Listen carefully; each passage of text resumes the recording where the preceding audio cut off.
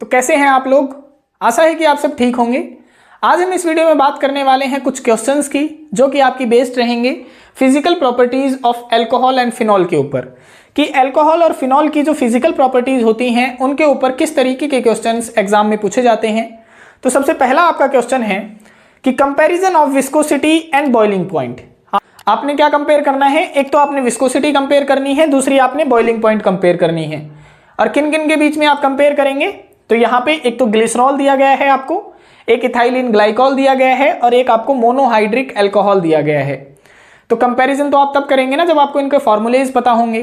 तो देखो यहाँ पे ग्लिसरॉल का फार्मूला जो हमारा होता है वो ये होता है CH2OH, CHOH और CH2OH।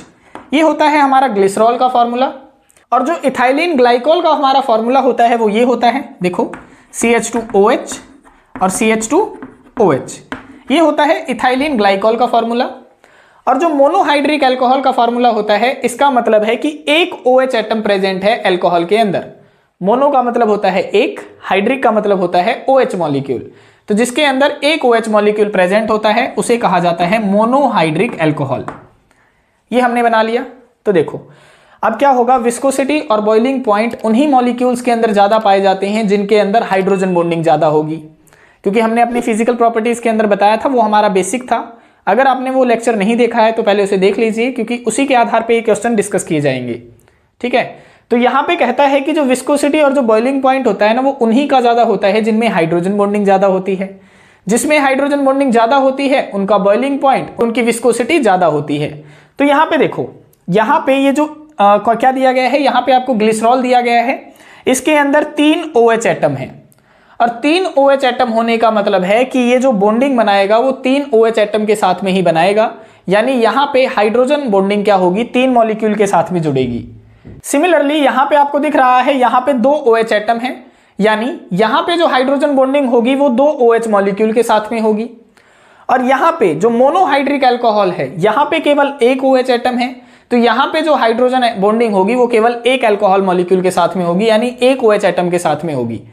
तो इधर आपको दिख रहा है कि number of hydrogen bonding glycerol के अंदर ज्यादा है, तो आप इसके अंदर क्या लिखेंगे? आप इसके अंदर लिखेंगे कि number of hydrogen bonding, number of hydrogen bonding किसके अंदर ज्यादा है? इज मोर इन। देखो मैं इनको नाम दे देता हूं, ग्लिसरॉल को नाम 3 दे देता हूं, इसको नाम 2 दे देता हूं और इसको नाम 1 दे देता हूं। तो नंबर ऑफ हाइड्रोजन बॉन्डिंग मोर किसके अंदर है? तो मोर है 3 के अंदर, फिर 2 के अंदर है और फिर किसके अंदर होगी? 1 के अंदर होगी। इसका मतलब फोर्स ऑफ अट्रैक्शन किस में ज्यादा होगा? तो 3 के अंदर ज्यादा होगा, यानी force of attraction, force of attraction किसके अंदर ज्यादा होगा? यहाँ पे 3 के अंदर ज्यादा होगा, फिर 2 के अंदर होगा, फिर 1 के अंदर होगा। तो जिसके अंदर ज्यादा फोर्स ऑफ अट्रैक्शन होगा उसकी विस्कोसिटी ज्यादा होगी और उसका बॉइलिंग पॉइंट भी ज्यादा होगा। इसका मतलब यहाँ पे बॉइलिंग पॉइंट किसका ज्यादा होगा? जो बॉइलिंग पॉइंट होगा इसके अंदर वो ज्यादा होगा 3 के अंदर, फिर 2 के अंदर और फिर 1 के अंदर। सिमिलरली यहाँ पे विस्कोसिटी का ऑर्डर क्या रहने वाला है? तो विस्कोसिटी का ऑर्डर भी यही रहेगा। देखो विस्कोसिटी का ऑर्डर रहेगा 3 के अंदर सबसे ज्यादा विस्कोसिटी, यानी सबसे ज्यादा गाढ़ापन होगा, क्योंकि यहाँ पे हाइड्रोजन बॉन्डिंग ज्यादा है, यहाँ पे कम होगी और यहाँ पे और भी कम हो जाएगी। तो 3 के अंदर सबसे ज्यादा विस्कोसिटी, फिर 2 के अंदर और फिर 1 के अंदर।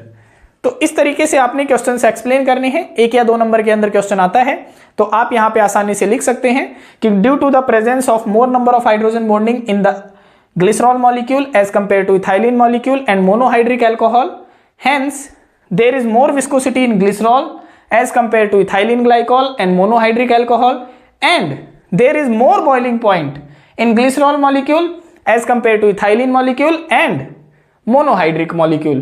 ठीक है, तो इस तरीके से आप आंसर दे सकते हैं। अब हम नेक्स्ट क्वेश्चन देखते हैं। सेकंड क्वेश्चन है हमारा comparison of boiling point among primary, secondary and tertiary alcohol, कि प्राइमरी, सेकेंडरी और टर्सरी अल्कोहल में इनका बॉइलिंग पॉइंट ऑर्डर क्या रहेगा। तो सबसे पहले हम ये बना लेते हैं प्राइमरी, सेकेंडरी और टर्सरी अल्कोहल। शुरुआत करते हैं हम टर्सरी अल्कोहल से। देखो टर्सरी अल्कोहल कैसे बनेगा कि OH एटम जिस कार्बन से अटैच है वो फर्दर 3 कार्बन एटम से अटैच होना चाहिए। तो हमने यहाँ पे 3 कार्बन एटम लगा लिए। देखो ये हमने 3 कार्बन एटम लगा लिए हैं यहाँ पे, इसको भी सीधा लिख लेते हैं ये हो गया टर्सरी अल्कोहल। ठीक है, अब बना लेते हैं सेकेंडरी अल्कोहल कि OH एटम जिस कार्बन से अटैच है वो फर्दर 2 कार्बन एटम से अटैच होना चाहिए। ये हमने 2 कार्बन एटम से अटैच कर दिया। ठीक है, यहां पे हमने हाइड्रोजन लगा दिया, ये हो गया। ठीक है, अब क्या होगा, अब हम बनाएंगे प्राइमरी अल्कोहल। ये तो हो गया सेकेंडरी। प्राइमरी देखो कि OH एटम जिस कार्बन से अटैच है वो फर्दर केवल 1 कार्बन एटम से अटैच होना चाहिए, उसे हम कह देंगे प्राइमरी अल्कोहल। ये हो गया प्राइमरी अल्कोहल। लेकिन यहां पे हमें ये बॉइलिंग पॉइंट कंपेयर करते समय ये बात ध्यान रखनी पड़ेगी कि जो मॉलिक्यूलर मास है इनका वो सेम होना चाहिए, यानी नंबर ऑफ कार्बन एटम क्या होने चाहिए, सेम होने चाहिए। तो देखो यहां पे कितने कार्बन एटम इंट्रोड्यूस हो गए, 1 2 3 4 हो गए। यहां पे देखो 1 2 3, यहां पे तो 3 हो गए, इसका मतलब मुझे यहां पे 4 बनाने पड़ेंगे। तो मैं क्या करता हूं, इधर CH2 लगा देता हूं, इधर मैं एक और कार्बन जोड़ देता हूं। ये भी तो सेकेंडरी होगा ना कि OH एटम जिस कार्बन से अटैच है वो फर्दर 2 ही कार्बन से अटैच है। देखो ये भी हो गया। अब यहां पे भी 4 तो लगा दिए, यहां पे भी 4 लगा लो। तो देखो इधर मैंने 2 लगा रखे हैं, बाकी जोड़ देता हूं। देखो इस तरीके से CH3 CH2 और इस तरीके से CH2 CH2 OH। देखो यहां भी कितने हो गए, 4 कार्बन। अब तीनों स्ट्रक्चर्स के अंदर 4 कार्बन हमने ले लिए हैं, प्राइमरी सेकेंडरी और टर्सरी के अंदर। अब हमें पता है कि बॉइलिंग पॉइंट किसका ज्यादा होता है, बॉइलिंग पॉइंट उन्हीं का ज्यादा होगा जिनमें फोर्स ऑफ अट्रैक्शन ज्यादा होगी। वो फोर्स ऑफ अट्रैक्शन किसी भी टाइप की हो सकती है, चाहे van der Waal force of attraction हो, चाहे हाइड्रोजन बॉन्डिंग हो, जिसमें भी ज्यादा पाई जाएगी उसी का बॉइलिंग पॉइंट ज्यादा होता है। तो हम यहाँ पे कुछ आपको मेन पॉइंट्स बता देते हैं कि जो बॉइलिंग पॉइंट होता है ना, देखो डायरेक्ट आंसर करने के कुछ ट्रिक्स होती हैं, वो मैं आपको बता देता हूं कि जो बॉइलिंग पॉइंट होता है वो डायरेक्टली प्रोपोर्शनल होता है नंबर ऑफ कार्बन एटम्स, कि जितनी ज्यादा कार्बन की संख्या बढ़ती जाएगी उतना बॉइलिंग पॉइंट बढ़ता जाएगा। तो यहां पे देखो यहां भी 4 कार्बन थे, यहां भी 4 कार्बन थे, यहां भी 4 कार्बन थे, कुछ पता ही नहीं चला। दूसरी चीज क्या होगी कि जो बॉइलिंग पॉइंट होगा वो डायरेक्टली प्रोपोर्शनल होगा मॉलिक्यूलर मास के, मॉलिक्यूलर मास के। अब मॉलिक्यूलर मास भी सभी का सेम ही होगा क्योंकि चारों तरफ मैंने 4 कार्बन लिए हैं, तो यहां से भी कुछ ज्यादा पता नहीं चला। तीसरी चीज होगी force of attraction. Force of attraction, वो फोर्स ऑफ अट्रैक्शन कुछ भी हो सकता है, चाहे वो हाइड्रोजन बॉन्डिंग हो, चाहे वो week van der Waal force of interaction हो। हाइड्रोजन बॉन्डिंग की हमें कंडीशंस पता है कि एक तो हाइड्रोजन बॉन्ड होना चाहिए, दूसरा हाइड्रोजन एटम अटैच होना चाहिए किसी स्मॉल साइज के इलेक्ट्रोनेगेटिव एटम से, हमने पिछले लेक्चर में डिस्कस कर लिया था। लेकिन हमें यह भी पता है कि हाइड्रोजन बॉन्डिंग यहां पे सभी में सिमिलर मिलेगी। देखो यहां भी एक OH एटम है, यहां भी एक OH एटम है और यहां भी एक OH एटम है, यानी हाइड्रोजन बॉन्डिंग तो सेम रहने वाली है। दूसरा बचा क्या हमारा, जो हाइड्रोजन बॉन्डिंग से अलग होती है वो होती है van der Waal force of interaction, और वो पाई जाती है नॉन पोलर वाले कार्बन एटम के अंदर। तो हमें यहां पे कैसे पता चलेगा कि फोर्स ऑफ इंटरेक्शन किसमें ज्यादा होगी, देखो एक यहां पे इंटरेक्शन पाई जाएगी हाइड्रोजन बॉन्डिंग, क्योंकि एक OH मॉलिक्यूल है तो एक हाइड्रोजन बॉन्डिंग होगी, यहां पे भी एक हाइड्रोजन बॉन्डिंग होगी, यहां पे भी एक हाइड्रोजन बॉन्डिंग होगी, यानी ये तो सिमिलर पाई जाएगी। दूसरा बचा क्या, week van der Waal force of interaction, जो कि पाया जाता है नॉन पोलर हाइड्रोकार्बन के अंदर, जो कि ये हैं आपके, ये हैं। तो अगर मैं ऐसा ही एक और मॉलिक्यूल लिख लूं, देखो यहां पे CH3 CH2 CH2 CH2 OH, तो इनके बीच में तो पाई जाएगी हाइड्रोजन बॉन्डिंग, लेकिन इन चारों के बीच में कौन सी बॉन्डिंग पाई जाएगी, week van der Waal force of interaction पाया जाएगा। सिमिलरली अगर मैं ऐसा ही मॉलिक्यूल यहां पे लिख लूं तो एक तो ऐसे मॉलिक्यूल के बीच में इंटरेक्शन होगा, प्लस ये 3 जो week van der Waal force of interaction है उनके बीच में होगा, इस वाले के बीच में तो होगा नहीं क्योंकि ये ऊपर की तरफ है, इनका इंटरेक्शन नहीं होगा। सिमिलरली अगर यहां पे देखा जाए तो एक तो इसके बीच में इंटरेक्शन होगा, एक इसके बीच में और एक इसके बीच में, यहां पे 2 कार्बन रह गए, यहां पे 3 ही कार्बन रह गए, क्योंकि ब्रांचिंग वाले नहीं इंक्लूड होंगे, इनमें ज्यादा अट्रैक्शन नहीं होगी। तो ज्यादा इंटरेक्शन मुझे इस वाले केस में दिख रही है, एक तो इससे आप समझ सकते हैं। दूसरा मैं यहां पे आपको शॉर्ट तरीका बता देता हूं कि जो बॉइलिंग पॉइंट होती है ना वो इनवर्सली प्रोपोर्शनल होती है। देखो मैं यहां पे लिख देता हूं, वो इनवर्सली प्रोपोर्शनल होती है ब्रांचिंग की, यानी ब्रांचिंग जितनी बढ़ेगी ना बॉइलिंग पॉइंट कम होता जाएगा। तो देखो यहां पे सबसे ज्यादा ब्रांचिंग थी, तीनों कार्बन ब्रांचिंग के अंदर है, यहां पे केवल एक कार्बन ब्रांचिंग के अंदर है और यहां पे ब्रांचिंग है ही नहीं। तो ब्रांचिंग अगर कम है तो बॉइलिंग पॉइंट ज्यादा है। तो इस केस में आप इस वाले लास्ट वाले तरीके से आप पहचान सकते हैं कि बॉइलिंग पॉइंट किसका ज्यादा होगा। तो यहां पे किसका ज्यादा होगा, तो आप बता देंगे कि प्राइमरी वाले का सबसे ज्यादा, फिर सेकेंडरी वाले का और फिर टर्सरी वाले का। तो ये हमारा ऑर्डर हो जाता है। इस तरीके से हम क्वेश्चंस बता सकते हैं। अब हम नेक्स्ट क्वेश्चन देखते हैं। थर्ड क्वेश्चन है हमारा comparison of boiling point among of homologous series of alcohol, कि एल्कोहल की आपको होमोलोगस सीरीज दी गई है, जैसे कि methanol, ethanol, propanol, butanol, pentanol, इस तरीके से आपको सीरीज दी गई है और उसमें आपने बताना है कि किसका बॉइलिंग पॉइंट ज्यादा है और किसका बॉइलिंग पॉइंट कम है। जैसे मैं यहाँ पे कुछ होमोलोगस सीरीज लिख देता हूँ, जैसे ये मैंने लिख दिया मिथेनॉल, दूसरा मैं लिख दूं यहाँ पे इथेनॉल इस तरीके से CH3CH2OH, तीसरा मैं लिख दूं प्रोपेनॉल CH3CH2CH2OH। इस तरीके से आप कितनी ही लंबी होमोलोगस सीरीज बना सकते हैं। तो यहाँ पे कंसेप्ट सीधा है, आप बॉइलिंग पॉइंट का ऑर्डर बिल्कुल आसानी से बता सकते हैं। हमने जैसे अभी पिछले क्वेश्चन में बताया कि जो बॉइलिंग पॉइंट होता है सबसे पहला डायरेक्टली प्रोपोर्शनल होता है नंबर ऑफ कार्बन एटम के, यानी जितना ज्यादा नंबर ऑफ कार्बन एटम बढ़ता जाएगा उतना ही क्या होता जाएगा, उसका बॉइलिंग पॉइंट बढ़ता जाएगा। तो यहाँ पे हमारा सीधा कंसेप्ट दिख रहा है कि नंबर ऑफ कार्बन एटम बढ़ रहे हैं तो बॉइलिंग पॉइंट सबसे ज्यादा इसका हो जाएगा, फिर इसका हो जाएगा। यानी जैसे जैसे आप जितनी लंबी संख्या बनाते उतना ही बॉइलिंग पॉइंट बढ़ता चला जाता। क्यों बढ़ता? क्योंकि वहां पे weak van der Waals force of interaction बढ़ने लग जाता है, क्योंकि हाइड्रोजन बॉन्डिंग तो सेम रहेगी ना, एक एक हाइड्रोजन बॉन्डिंग रहेगी, लेकिन weak van der Waals force of interaction बढ़ता जाता है। देखो यहाँ पे 1 कार्बन के बीच में होगा, यहाँ 2 कार्बन के बीच में, यहाँ पे 3 कार्बन के बीच में, तो ये आपका ऑर्डर हो जाता है बॉइलिंग पॉइंट को लेकर। तो यहाँ पे आप फिर से वही कंसेप्ट उतार लेंगे कि जो बॉइलिंग पॉइंट होता है वो डायरेक्टली प्रोपोर्शनल होता है नंबर ऑफ कार्बन एटम के। जितने ज्यादा कार्बन एटम की संख्या बढ़ेगी उतना ज्यादा बॉइलिंग पॉइंट बढ़ेगा। दूसरी बात आप बता सकते हैं कि जितना ज्यादा मॉलिक्यूलर मास बढ़ेगा उतना ही ज्यादा बॉइलिंग पॉइंट बढ़ेगा। तीसरा आप बता सकते हैं कि जितनी ज्यादा फोर्स ऑफ इंटरेक्शन बढ़ेगा, फोर्स ऑफ इंटरेक्शन, और फोर्स ऑफ इंटरेक्शन कैसा भी हो सकता है, चाहे वो हाइड्रोजन बॉन्डिंग हो या फिर van der Waals force of interaction हो। जैसे जैसे ये चीजें बढ़ती जाएंगी वैसे वैसे बॉइलिंग पॉइंट बढ़ता जाएगा। तो इस तरीके से आपने क्वेश्चन सॉल्व करना था। अब हम नेक्स्ट देखते हैं। नेक्स्ट क्वेश्चन है आपका comparison of solubility among of homologous series of alcohol. कहता है कि आपको होमोलोगस सीरीज ऑफ एल्कोहल दी गई है, उसमें आपने सॉल्युबिलिटी का ऑर्डर बताना है कि किसकी सॉल्युबिलिटी ज्यादा होगी और किसकी सॉल्युबिलिटी कम होगी।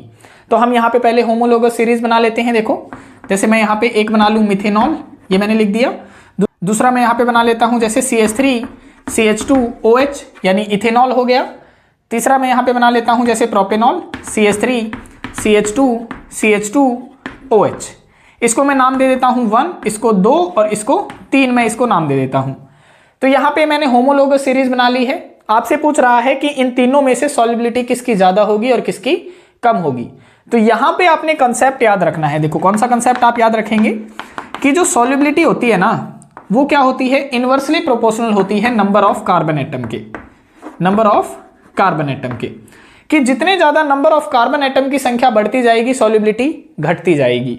तो यहां पे नंबर ऑफ कार्बन एटम की संख्या बढ़ रही है, इसका मतलब सॉल्युबिलिटी घट रही है। सॉल्युबिलिटी क्यों घट रही है? क्योंकि देखो ये जो OH एटम होता है ना, यही होता है सॉल्युबिलिटी का कारण।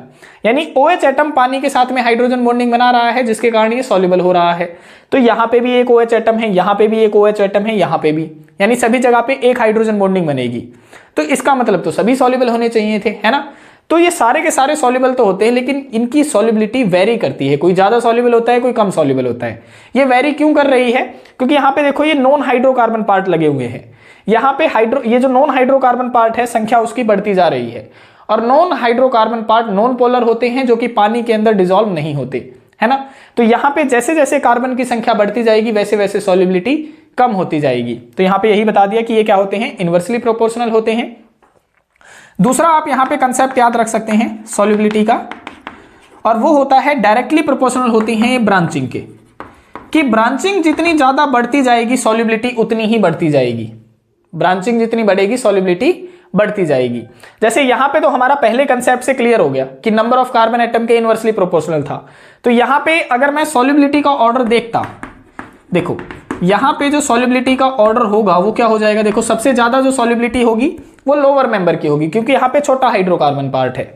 तो पहले की सबसे ज्यादा, फिर दूसरे की, और फिर आ जाएगी तीसरे की। ये हो जाएगा हमारा सॉल्युबिलिटी ऑर्डर। लेकिन अगर वो इससे अलग क्वेश्चन पूछ लेता, जैसे अगर वो इस तरीके का क्वेश्चन दे देता, देखो एक वो यहाँ पे ये दे देता CH3CH2CH2CH2OH, एक तो वो यहाँ पे ये दे देता, और दूसरा वो इस तरीके से कर देता CH3CH3HOH। देखो यहाँ पे भी 4 कार्बन वाला ले लेते हैं, ये हमने ले लिया। तो इधर आपको दिख रही है, इधर मैंने ब्रांचिंग कर दी, यहां पे कोई ब्रांचिंग नहीं है, तो यहां पे ब्रांचिंग इसमें ज्यादा है, इसमें कम है, तो इसकी सॉल्युबिलिटी ज्यादा होगी एज कंपेयर टू दिस। तो इस तरीके से भी आपसे क्वेश्चन पूछे जा सकते हैं, तो आपने ये कंसेप्ट याद रखना है। अब हम नेक्स्ट क्वेश्चन करते हैं। नेक्स्ट क्वेश्चन है हमारा कंपैरिजन ऑफ सॉल्युबिलिटी। आपने सॉल्युबिलिटी का कंपैरिजन करना है अमंग ऑफ आइसोमेरिक अल्कोहल, यानी प्राइमरी, सेकेंडरी और टर्सरी अल्कोहल के अंदर। तो हम सबसे पहले प्राइमरी, सेकेंडरी और टर्सरी बना लेते हैं। देखो कि OH एटम जिस कार्बन से अटैच है वो फर्दर 3 कार्बन एटम से अटैच होना चाहिए। तो ये हमने 3 कार्बन से अटैच कर लिया, ये बन गया हमारा टर्सरी अल्कोहल, है ना। अब हम सेकेंडरी बनाते हैं। तो देखो यहां पे 4 कार्बन वाला लिया है, तो वहां पे भी मैं 4 कार्बन वाला ही लेके चलूंगा। तो OH एटम जिस कार्बन से अटैच है वो फर्दर 2 कार्बन एटम से अटैच होना चाहिए। तो यहां पे मैंने 2 कार्बन एटम से अटैच कर दिया। देखो OH एटम जिस कार्बन से अटैच है वो फर्दर 2 कार्बन से अटैच है, तो ये बन गया हमारा सेकेंडरी अल्कोहल। अब हम प्राइमरी बना लेते हैं। देखो प्राइमरी भी मैं 4 कार्बन वाला लेके चलूंगा। देखो इस तरीके से CH3, CH2, CH2, CH2, OH, ये बन गया हमारा प्राइमरी अल्कोहल। कि OH एटम जिस कार्बन से अटैच है वो फर्दर एक ही कार्बन से अटैच है, तो ये हो गया हमारा प्राइमरी अल्कोहल। ठीक है, अब यहां पे आपने बताना है कि किसकी सॉल्युबिलिटी ज्यादा होगी, किसकी सॉल्युबिलिटी कम होगी। तो फिर से वही कंसेप्ट है हमारा कि जो सॉल्युबिलिटी होती है, सॉल्युबिलिटी क्या होगी, डायरेक्टली प्रोपोर्शनल होगी किसके, सॉल्युबिलिटी डायरेक्टली प्रोपोर्शनल होगी ब्रांचिंग के, कि जितनी ज्यादा ब्रांचिंग होगी सॉल्युबिलिटी उतनी ही ज्यादा होगी। तो यहां पे देखो सारे के सारे कार्बन एटम ब्रांचिंग के अंदर हैं, यहां पे एक कार्बन ब्रांचिंग के अंदर है, यहां पे एक भी कार्बन ब्रांचिंग के अंदर नहीं है। तो यहां पे क्या हो जाएगा, टर्सरी की सॉल्युबिलिटी सबसे ज्यादा, फिर सेकेंडरी की एंड देन प्राइमरी की। तो ये हमारा ऑर्डर आ जाएगा। इस तरीके से आप डायरेक्टली क्वेश्चन लिख सकते हैं। और यहां पे अगर वो रीजन आपसे पूछ ले कि क्यों इसकी सॉल्युबिलिटी ज्यादा है, तो आप यहां पे बताएंगे कि इसका साइज क्या है, छोटा है, और स्मॉलर साइज के जो अल्काइल ग्रुप होते हैं वो ज्यादा सॉल्युबल हो जाते हैं। और इसका साइज क्या है, इसका साइज बड़ा है, और ज्यादा साइज जितना ज्यादा होगा week van der Waal force of interaction बढ़ेगा, जिसके कारण सॉल्युबिलिटी घट जाती है। या आप कह सकते हैं कि ये नॉन पोलर हाइड्रोकार्बन पार्ट है, और non polar hydrocarbon part water के अंदर डिसॉल्व नहीं होता है। तो जो सॉल्युबिलिटी का जो कारण है वो केवल ये OH एटम है। तो सभी में एक एक OH एटम है, जिसके कारण ये सॉल्युबल हो सकते हैं। और सॉल्युबिलिटी ना होने का कारण क्या है कि यहां पे जो इसकी साइज है, जो इसका वो जितना ज्यादा बड़ा होगा उतना ज्यादा सॉल्युबिलिटी घटती जाएगी। यानी जो सॉल्युबिलिटी होती है ना, देखो दूसरा कंसेप्ट आप ये भी याद रख सकते हैं कि सॉल्युबिलिटी इनवर्सली प्रोपोर्शनल होती है साइज के। साइज जितना ज्यादा बड़ा सॉल्युबिलिटी उतनी ही कम। यहां पे ये ज्यादा बड़ा साइज का है, यहां पे ये साइज सिकुड़ के छोटा हो गया है, तो जितना छोटा साइज होगा सॉल्युबिलिटी उतनी ही ज्यादा हो जाएगी।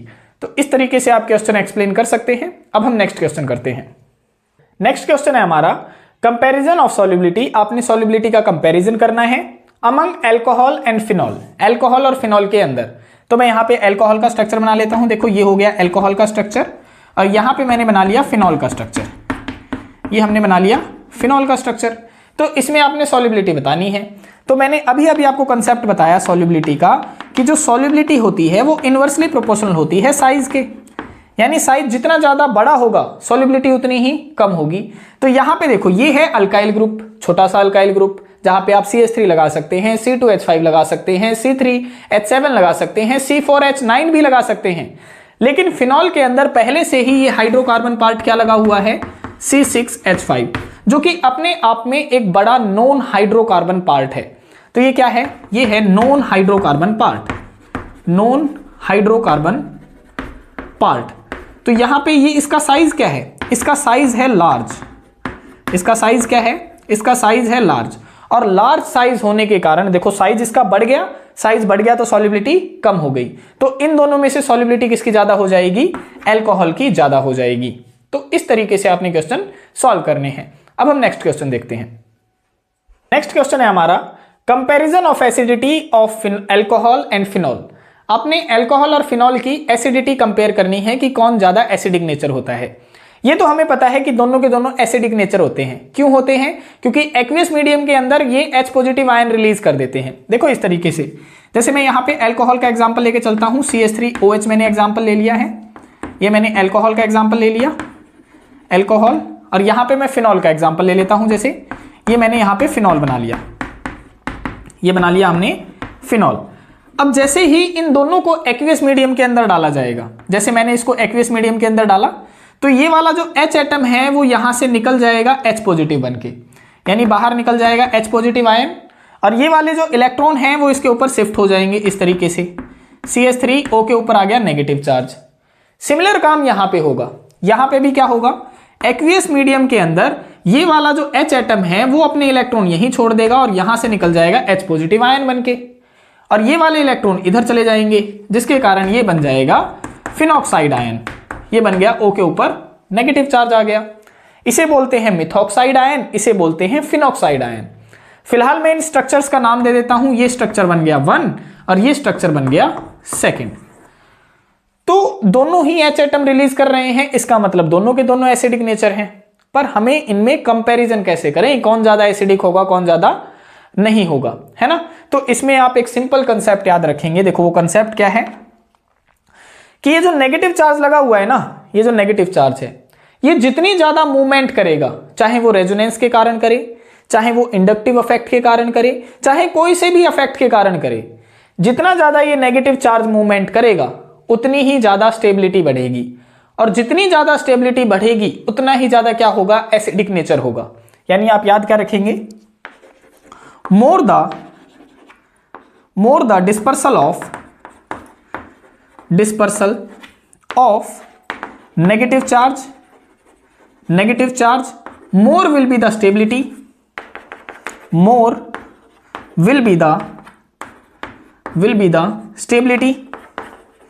stability and more is acidic nature, और उतना ही ज्यादा क्या होगा, एसिडिक नेचर होगा। तो यहां पे हमें क्या दिख रहा है, देखो ये जो नेगेटिव चार्ज है ना, ये मूवमेंट करना चाहेगा, लेकिन ये मूवमेंट तब करेगा जब कोई इसे इलेक्ट्रॉन खींचेगा। लेकिन यहां पे जो ये CH3 ग्रुप होता है ना, देखो CH3 ग्रुप अगर देखा जाए तो ये एक इलेक्ट्रॉन डोनेटिंग ग्रुप होता है, और इलेक्ट्रॉन डोनेटिंग ग्रुप होने की वजह से ये इलेक्ट्रॉन देगा, और अगर ये इलेक्ट्रॉन देगा, देखो ये इलेक्ट्रॉन देगा, ऊपर से ये नेगेटिव चार्ज आ रहा है, तो दोनों में रिपल्सन क्रिएट होगा, यानी ये मूवमेंट नहीं कर पाएगा, और ये मूवमेंट नहीं कर पाएगा तो स्टेबिलिटी नहीं होगी तो एसिडिक नेचर नहीं होगा। लेकिन इसके केस में देखो, यहां पे जो ये नेगेटिव चार्ज है इसके अंदर रेजोनेंस प्रोसेस चल जाएगी, और रेजोनेंस प्रोसेस चलने के कारण ये क्या हो जाएगा, ये वाला स्ट्रक्चर ज्यादा स्टेबलाइज हो जाएगा, और जितना ज्यादा स्टेबलाइज होगा उतना ज्यादा उसका एसिडिक नेचर हो जाएगा। तो इन दोनों में से ज्यादा एसिडिक नेचर किसका होगा, फिनॉल का होगा। क्यों होगा, क्योंकि उसमें नेगेटिव चार्ज का डिस्पर्सल ज्यादा चल रहा है रेजोनेंस प्रोसेस के कारण, यहां पे रेजोनेंस प्रोसेस चलेगी।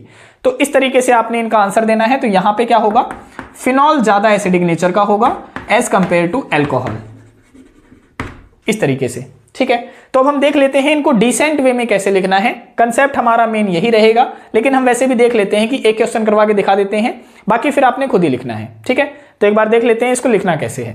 देखो आप लिखेंगे इन एल्कोहल की, एल्कोहल के अंदर क्या हुआ, after the loss of H atom as an H positive ion, कि जैसे ही उसने H एटम लूज किया H पॉजिटिव आयन की तरह, the structure 1 thus formed, structure पहला बन गया। ठीक है, डू नॉट गेट स्टेबलाइज्ड, और वो स्टेबलाइज नहीं हुआ एक्वियस मीडियम के अंदर, because there occurs no dispersal of negative charge, क्योंकि इसके अंदर कोई डिस्पर्सल ही नहीं हुआ। ये नेगेटिव चार्ज मूवमेंट करना चाह रहा था लेकिन ये मूवमेंट की नहीं, इसने कोई डिस्पर्सल नहीं हुआ बाय माइनस आई इफेक्ट और रेजोनेंस, ना तो माइनस आई इफेक्ट के कारण और ना ही रेजोनेंस के कारण, जिसके कारण ये क्या होता है, लेस एसिडिक होता है। अब आ जाते हैं फिनॉल के अंदर क्या हुआ। देखो in phenol after the loss of H atom as an H positive ion, कि फिनॉल के अंदर जैसे ही H एटम लूज किया H पॉजिटिव आयन की तरह, the structure second thus formed, structure second बन गई, and get stabilised in aqueous medium, और ये स्टेबल भी हो गई। क्यों हो गई, due to dispersal of negative charge by resonance process, क्योंकि यहां पे नेगेटिव चार्ज का डिस्पर्सल हुआ रेजोनेंस प्रोसेस के कारण, इसीलिए hence phenol is more acidic then alcohol, इसीलिए फिनॉल ज्यादा एसिडिक होता है एल्कोहल से। ठीक है, तो इस तरीके से आपने आंसर लिखना होता है। अब हम एक आधे क्वेश्चन की प्रैक्टिस और कर लेते हैं ताकि आपको अच्छे से समझ में आ जाए। नेक्स्ट क्वेश्चन है हमारा कंपैरिजन ऑफ एसिडिटी। आपने एसिडिटी का कंपेयर करना है ऑफ मिथेनॉल एंड क्लोरोमिथेनॉल। मिथेनॉल और क्लोरोमिथेनॉल में से आपसे बताना है कि कौन सा ज्यादा एसिडिक है। तो देखो मैं यहाँ पे मिथेनॉल का स्ट्रक्चर बना रहा हूं, ये यहाँ पे हमने इस तरीके से मिथेनॉल बना लिया, ये हो गया मिथेनॉल, और यहाँ पे हम क्लोरोफॉर्म मतलब क्लोरोमिथेनॉल का स्ट्रक्चर बना लेते हैं। जैसे देखो CH, यहाँ पे जैसे यहाँ पे मैंने एक क्लोरीन लगा दिया और ये हो गया क्लोरोमिथेनॉल का स्ट्रक्चर। ठीक है, देखो एक जगह पे मैंने क्लोरीन लगा दिया तो ये क्लोरोमिथेनॉल बन गया और ये है हमारा मिथेनॉल। तो इनमें होगा क्या, देखो वैसे क्या करेंगे, जैसे ही हम इनको एक्वियस मीडियम के अंदर डालेंगे दोनों के दोनों H एटम रिलीज कर देंगे। जैसे इसके अंदर क्या होगा, जैसे ही मैं इसको एक्वियस मीडियम के अंदर डालूंगा ये क्या करेगा, ये वाला H एटम यहां से रिलीज हो जाएगा H पॉजिटिव आयन की तरह, और ये जो इलेक्ट्रॉन होंगे वो फिर से इधर की तरफ घूमेंगे और इसके ऊपर आ जाएगा नेगेटिव चार्ज। इस तरीके से देखो CH3 ये हो गया और O के ऊपर आ गया नेगेटिव चार्ज। यहां पे भी ऐसा ही होगा, जैसे ही हम इसको एक्वियस मीडियम के अंदर डालेंगे ये क्या करेगा, यहां पे H एटम रिलीज हो जाएगा as an H positive ion बनके, और ये वाले जो इलेक्ट्रॉन होंगे वो फिर से इसकी तरफ मूवमेंट कर जाएंगे। तो यहाँ पे ये वाला स्ट्रक्चर बन जाएगा, देखो इस तरीके से O के ऊपर आ जाएगा नेगेटिव चार्ज। तो इन दोनों में से ज्यादा जो नेगेटिव चार्ज है जिसका ज्यादा डिस्पर्सल होगा वही ज्यादा स्टेबल होगा और वही क्या होगा, ज्यादा एसिडिक नेचर का होगा। तो यहाँ पे देखो अब ये जो CH3 ग्रुप है ये कैसा ग्रुप है, ये है एक इलेक्ट्रॉन डोनेटिंग ग्रुप, यानी यहां पे जब ये नेगेटिव चार्ज मूवमेंट करने की कोशिश करेगा तो इसका प्लस आई इफेक्ट होने के कारण, यानी इलेक्ट्रॉन डोनेटिंग ग्रुप होने के कारण इसका डिस्पर्सल नहीं होने देगा, और डिस्पर्सल नहीं होगा तो ये क्या हो जाएगा, लेस स्टेबल हो जाएगा, और लेस स्टेबल हो जाएगा तो ये लेस एसिडिक हो जाएगा। सिमिलरली यहां पे क्या होगा, अब देखो क्लोरीन जो होता है, क्लोरीन एक इलेक्ट्रॉन विड्राइंग ग्रुप होता है, यानी इलेक्ट्रोनेगेटिव ग्रुप होता है। तो इलेक्ट्रोनेगेटिव ग्रुप कौन से होते हैं, जो शेयर्ड पेयर ऑफ इलेक्ट्रॉन को तो खींचते ही हैं, दूसरा ये नेगेटिव चार्ज को भी अपनी तरफ खींचेगा।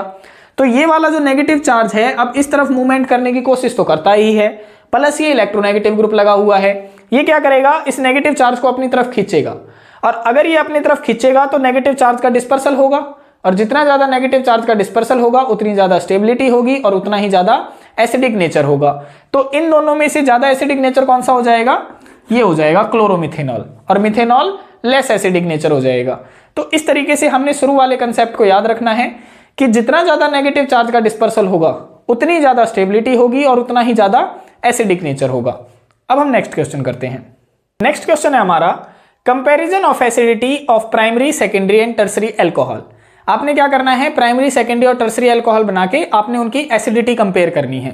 तो सबसे पहले हम यहाँ पे स्ट्रक्चर बना लेते हैं। देखो अगर OH एटम जिस कार्बन से अटैच है वो फर्दर अगर 3 कार्बन से अटैच होगा तो उसे हम कहेंगे टर्सरी अल्कोहल, ये तो हो गया टर्सरी। अगर OH एटम जिस कार्बन से अटैच होगा अगर वो 2 कार्बन एटम से अटैच होगा तो उसे हम कहेंगे सेकेंडरी अल्कोहल। अगर OH एटम जिस कार्बन से अटैच होगा अगर वो 1 कार्बन एटम से अटैच होगा तो उसे हम कहेंगे प्राइमरी अल्कोहल। तो इन तीनों केसेस में होगा क्या, तीनों के तीनों कैसे हैं, अगर इसने एसिडिटी का कंपैरिजन पूछा है इसका मतलब तीनों के तीनों एसिडिक होंगे। कैसे पता चला, देखो यहां से जब इसको एक्वियस मीडियम में डाला जाएगा तो इधर से H एटम जाएगा और H एटम जाएगा तो इसके ऊपर छोड़ जाएगा नेगेटिव चार्ज। सिमिलरली सेकेंडरी वाले में से भी H एटम जाएगा और यहां पे छोड़ जाएगा नेगेटिव चार्ज। सिमिलरली यहां पे भी ऐसा ही होगा, H एटम जाएगा और यहां पे छोड़ जाएगा नेगेटिव चार्ज, और ये तीनों नेगेटिव चार्ज क्या करेंगे, डिस्पर्सल करना चाहेंगे, और जिसमें ज्यादा डिस्पर्सल होगा वो उतना ही ज्यादा स्टेबल होगा और उतना ही ज्यादा एसिडिक नेचर का होगा। तो यहां पे तीनों ही केस में देखो यहां पे 3 अल्काइल ग्रुप लगे हुए हैं, और अल्काइल ग्रुप मैंने क्या बताया कि ये एक इलेक्ट्रॉन डोनेटिंग ग्रुप होते हैं। तो ये जब मूवमेंट करना चाहेगा तो ये इलेक्ट्रॉन यहां से भर भर के देंगे और इलेक्ट्रॉन यहां से भी जाएंगे, यहां से भी आएगा, तो दोनों में क्या होगा, रिपल्सन। यानी ये तो यहां पे मूवमेंट कर ही नहीं सकता क्योंकि यहां पे 3 इलेक्ट्रॉन डोनेटिंग ग्रुप लगे हुए हैं, तो मैंने 3 क्रॉस लगा दिए। यहां पे देखो ये मूवमेंट जब करना चाहेगा तो यहां पे 2 इलेक्ट्रॉन डोनेटिंग ग्रुप लगे हुए हैं, यानी जब ये मूवमेंट करना चाहेगा तो यहां पे 2 का रिपल्सिव फोर्स लगेगा, तो मैंने यहां पे 2 क्रॉस लगा दिए। यहां पे देखो ये जब मूवमेंट करना चाहेगा तो यहां पे तो एक ही इलेक्ट्रॉन डोनेटिंग ग्रुप है, यानी यहां पे एक आदमी इसको रोकेगा कि नहीं मैं तुम्हें नहीं आने दूंगा, और यहां पे 3 आदमी रोक रहे हैं। देखो ये इनको मैं आदमी मान लेता हूं, ठीक है, सॉल्व करने के लिए। तो ये जो 3 आदमी रोक रहे हैं, यहां 2 आदमी, यहां पे 1 आदमी, तो डिस्पर्सल किसमें ज्यादा होने की संभावना है, इसमें ज्यादा होने की संभावना है क्योंकि यहां पे एक ही जन रोक रहा है, यहां पे 2 और यहां पे 3, तो यहां पे ज्यादा डिस्पर्सल होगा जिसके कारण ये ज्यादा स्टेबल होगा जिसके कारण ये इसकी एसिडिटी जो है वो ज्यादा होगी। तो यहां पे जो एसिडिटी ऑर्डर रहेगा वो प्राइमरी का सबसे ज्यादा, फिर सेकेंडरी का और फिर टर्सरी का। तो ऐसे ऐसे क्वेश्चन आप सेकंड्स में निकाल सकते हैं, बस आपको कंसेप्ट आना चाहिए। एक आधा क्वेश्चन मैं और करवा देता हूं ताकि आपका जो डर होता है ऐसे क्वेश्चंस को लेकर वो खुल जाए। नेक्स्ट क्वेश्चन है हमारा comparison of acidity of phenol and carboxylic acid, कि फिनॉल और कार्बोक्सिलिक एसिड में एसिडिटी कंपेयर करो।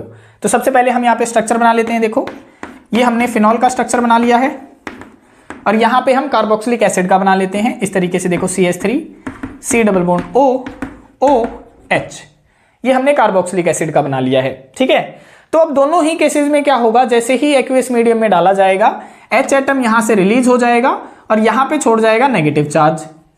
सेम केस यहां पे होगा, क्योंकि एसिडिक नेचर होता है इसका, तो दोनों के दोनों क्या करेंगे, H एटम रिलीज करेंगे। तो ये भी H एटम रिलीज करेगा और यहां पे छोड़ जाएगा नेगेटिव चार्ज। अब होगा क्या, यहां पे भी इलेक्ट्रॉन का ये जो नेगेटिव चार्ज है यहां पे भी डिस्पर्सल होगा इसका, और यहां पे भी इसका डिस्पर्सल होगा, क्योंकि दोनों में ही रेजोनेंस प्रोसेस चलेगी। देखो इसमें भी रेजोनेंस प्रोसेस चल रही है, इसमें भी रेजोनेंस प्रोसेस चलेगी। और रेजोनेंस प्रोसेस चलने के लिए क्या चाहिए होता है, डबल सिंगल इस टाइप के बॉन्ड चाहिए होते हैं। तो यहाँ पे भी है देखो सिंगल डबल इस तरीके से बॉन्ड है, यहाँ पे भी है देखो सिंगल डबल। तो दोनों में ही रेजोनेंस प्रोसेस चल रही है, यानी दोनों के अंदर ही जो नेगेटिव चार्ज है उसका डिस्पर्सल होगा। तो अब यहां पे कैसे बताएं कि किस तरीके से कौन ज्यादा एसिडिक होगा और कौन ज्यादा बेसिक होगा, क्योंकि यहां पे तो दोनों ही सेम कंसेप्ट चल रहे हैं, दोनों में डिस्पर्सल हो रही है, दोनों एसिडिक नेचर यानी बराबर होनी चाहिए। तो ऐसा नहीं होता है। फिर यहां पे हमारा एक कंसेप्ट आता है कि जो नेगेटिव चार्ज जो है अगर वो मोर इलेक्ट्रोनेगेटिव एटम के ऊपर डिस्पर्स कर रहा है, यानी अगर जो नेगेटिव चार्ज ज्यादा इलेक्ट्रोनेगेटिव एटम के ऊपर मूवमेंट कर रहा है तो वो ज्यादा एसिडिक होता है, यानी वो ज्यादा स्टेबल होता है। लेकिन अगर नेगेटिव चार्ज कम इलेक्ट्रोनेगेटिव एटम के ऊपर मूवमेंट कर रहा है तो वो क्या होगा, लेस स्टेबल होगा और लेस एसिडिक होगा। तो यहां पे क्या है, जो ये नेगेटिव चार्ज मूवमेंट कर रहा है ना वो कार्बन के ऊपर कर रहा है। देखो ये क्या होते हैं, कार्बन, और कार्बन क्या होता है, लेस इलेक्ट्रोनेगेटिव होता है। लेकिन यहां पे जो ये नेगेटिव चार्ज मूवमेंट कर रहा है वो मोर इलेक्ट्रोनेगेटिव ऑक्सीजन के ऊपर कर रहा है। तो यहां पे मोर इलेक्ट्रोनेगेटिव ऑक्सीजन के ऊपर डिस्पर्स होने के कारण इसकी स्टेबिलिटी ज्यादा होती है एज कंपेयर टू इसके। तो अगर इसकी स्टेबिलिटी ज्यादा है तो ये क्या होगा, ज्यादा एसिडिक नेचर का होगा। तो यहां पे कार्बोक्सिलिक एसिड ज्यादा एसिडिक नेचर का होता है एज कंपेयर टू फिनॉल। ठीक है, तो आप यहां पे एक लाइन लिख सकते हैं कि इसके अंदर ये क्या होता है, मोर एसिडिक होता है, more acidic due to dispersal of negative charge